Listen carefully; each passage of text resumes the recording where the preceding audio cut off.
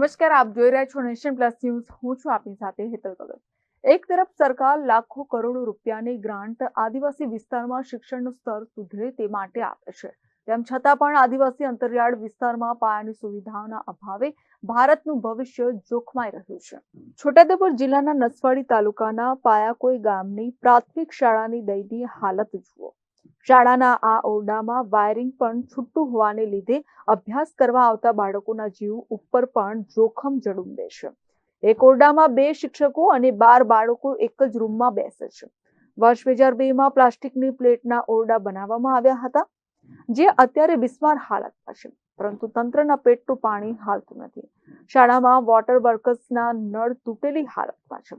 બાળકોને ફિલ્ટર વાળું પાણી મળે તે માટે સરકારે વોટર કુલર ફાળવવા જોઈએ તે જરૂરી બન્યું છે। નસવાડી તાલુકાના આદિવાસી વિસ્તારમાં સરકારની વિકસિત ગુજરાતી વાતો પોકળ સાબિત થતી હોય તેવું લાગી રહ્યું છે।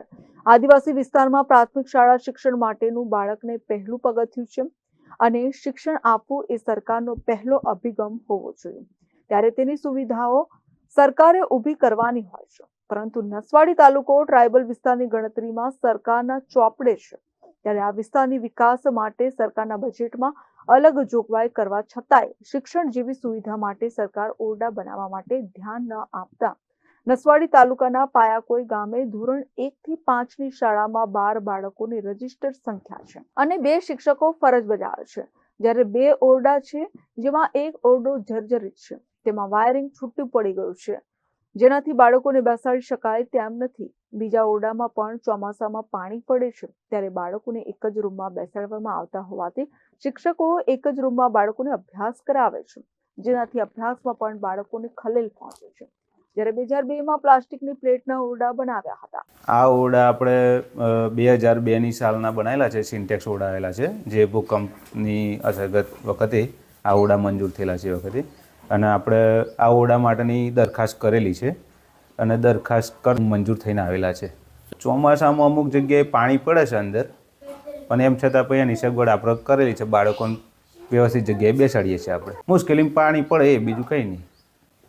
વાયરિંગ બધું જર્જરિત થયેલું, વાયરિંગ જર્જરિત થયેલું પણ કરેલું છે આપણે, ઓકે, કોઈ જગ્યાએ બાળકને નુકસાન ના થાય એ રીતે આપણે કરેલું છે। શાળાના ઓરડા બનાવ્યાને 22 વર્ષ થઈ ગયા, પરંતુ સરકાર અને ખાસ કરીને આ વિસ્તારના જનપ્રતિનિધિઓ આ દિશામાં સંપૂર્ણ દુર્લક્ષ્ય સેવ્યું છે, જેનો ભોગ હાલ બાળકો બની રહ્યા છે। સરકારે આદિવાસી વિસ્તારમાં બાળકોને શિક્ષણ માટે ઓરડા ઝડપથી બનાવી આપવા જોઈએ, ત્યારે સાચા અર્થમાં ગુજરાત ભણશે અને દેશનો ઉદ્ધાર કરી શકશે।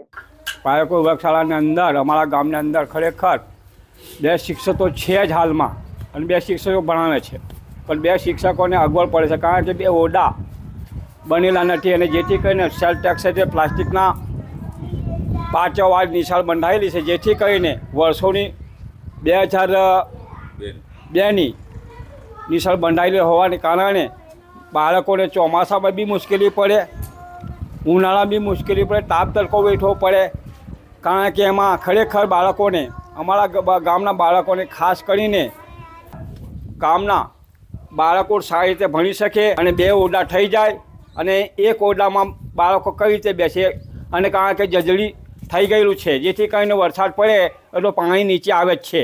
નવા ઓરડા 2 મંજૂર કરી આપે, અને જેથી કરીને અમારે 2 ઓરડા મંજૂર થાય તો અમારે, જેથી કરીને અમારા બાળકોને સારી રીતે શિક્ષકો ભણાવી શકે, જેવી અમારે ઉપર અધિકારીનો અમારે છે। Rehan Patel, Nation Plus News, Chhota Udepur. સમાચારોના સતત અપડેટ મેળવવા માટે અમારી નેશન પ્લસ ન્યૂઝની યુટ્યુબ ચેનલને સબસ્ક્રાઇબ કરો, બેલ આઇકન દબાવો અને જોડાયેલા રહો ફેસબુક, ઇન્સ્ટાગ્રામ અને ટ્વિટર પર।